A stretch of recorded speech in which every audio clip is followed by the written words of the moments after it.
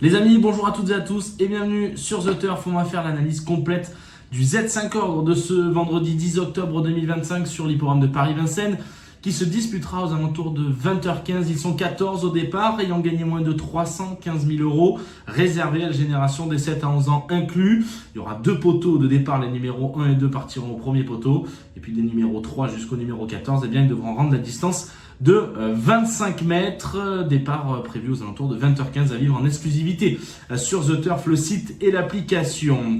On va passer à mon pronostic en 6 chevaux pour essayer de toucher ce Z5 Ordre. Je suis parti avec le numéro 12 en tête, c'est Yalto Dertals, cheval déjà bien connu, le représentant de Thierry Duval d'Estaing qui sera associé à Théo. Il est déféré des 4 pour l'occasion, Smiley Vert. J'ai noté quand même, dernier lieu, une très bonne rentrée sur l'herbe de Cran, où il finissait 5e dans un très bon style. Je pense qu'on peut parler d'objectif ce soir pour Yalto Dertals, donc le numéro 12 en tête.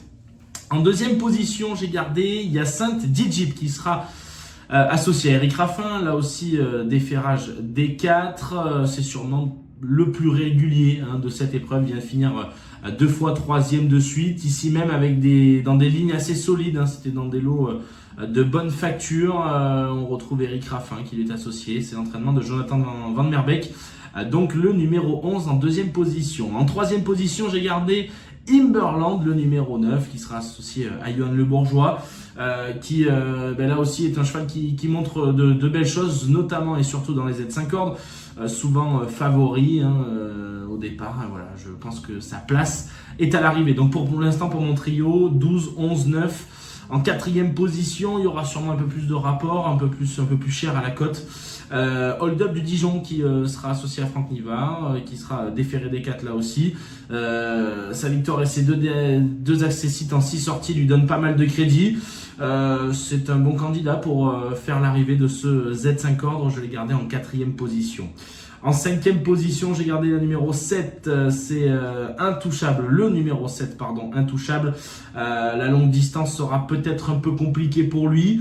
Je pense qu'il a des lignes assez solides sur les 2007. Voilà, ça sera un peu plus long ce soir, mais je pense qu'il a le droit d'arriver 5e. Et puis en 6e position, j'ai gardé le numéro 2, Hilton Duhoulet, qui sera associé à David Thomas et qui s'élancera au premier poteau. Il aura cet avantage de 25 mètres. Pour faire parler sa vitesse et sa tenue, pour essayer de compléter la bonne combinaison. Donc si je récapitule, 12, 11, 9, 8, 7 et 2 pour mon pronostic au Z5 Ordre. On va passer à mes 2 repérés dans mes jumelles, toujours dans la réunion 1, la course 6, ça saloperie Edmond Henry, c'est un groupe 2 sur 2700 mètres et je fais confiance à Capola de l'Épine, Adrien Lamy, Jérémy Gaston Van Escotte qui a fait très fort le dernier coup, qui a bien gagné. J'ai bien aimé l'autorité, elle s'est bien lancée dans le rail. J'ai bien aimé la manière, donc c'est pour ça que je refais confiance à Capola d'Épine. Et je pense que vu qu'il y a King Game qui sera déféré des 4 dans cette épreuve, pour la première fois de sa carrière, je pense que les rapports de Capola d'Épine seront sûrement, et je l'espère, plus intéressants. Et puis enfin dans ma dernière épreuve du programme, à 22h14, la 8e, toujours dans la Réunion 1, le prix Gordonia, c'est un groupe 3. Qui se disputera sur la distance de 2850 mètres et j'ai fait confiance au numéro 7, Impala de Val, Benjamin Rochard qui le connaît déjà par cœur, préservé durant l'automne. Il affiche de solides ambitions, je pense, avant d'entamer le meeting d'hiver. C'est pour ça que j'ai fait d'un objectif Impala de Val dans la dernière épreuve du programme. Ça sera donc le numéro 7, Benjamin Rochard.